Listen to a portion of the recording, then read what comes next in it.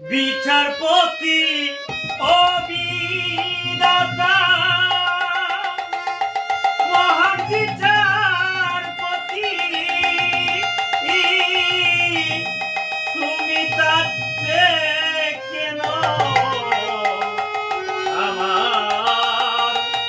করুণ পরিণতি বিচারপতি তোমার কাছে